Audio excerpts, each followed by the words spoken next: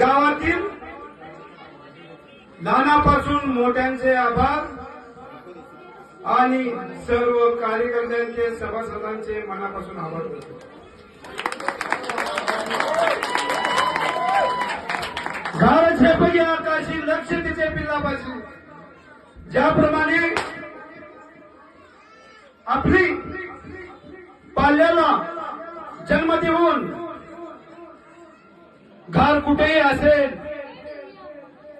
आपल्या पाल्याच्या पालन पोषणासाठी ती दारोदारी अन्न जमा करते, की कुठेही असेल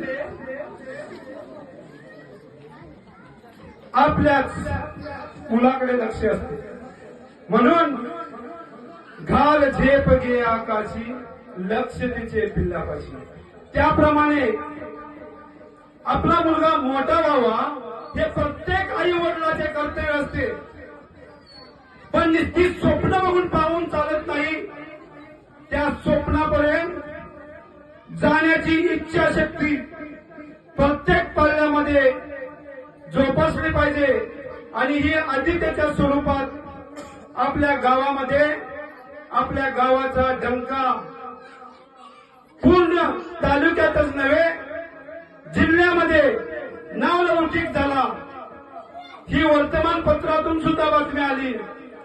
ती शक्ती तुमच्या सर्वांच्या मध्ये सुद्धा आहे। म्हणून तुम्ही स्वप्न फक्त ठेवू नका, आपल्या आई वडिलांची स्वप्न पूर्ण करण्यासाठी रात्रंदिवस मेहनत करा।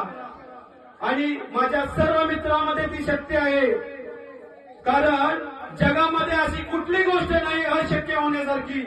फक्त जिद्द, चिकाटी आणि मेहनत यांच्या जोरावरच आपण सर्वस्व जिंकू शकतो, पाहू शकतो। दुसरी गोष्ट, जर आपण शैक्षणिक दृष्ट्या प्रगती केली तर कितीही मोठा ऑफिसर व्हा, वकील व्हा, सिनियर काउन्सिल व्हा, जज व्हा, पण आपल्या मातीची नाळ कधी विसरू नका, आपली नातीहोती विसरू नका, आपले मित्रत्व विसरू नका।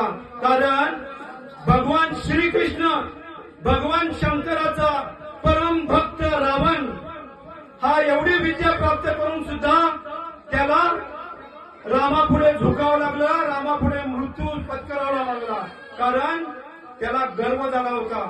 म्हणून माझ्या मित्रांनो, तुमच्या माझ्या माता भगिनींनो, तुम्हाला कळकळीची विनंती करतो, कधी हेवे द्यावे ठेवू नका।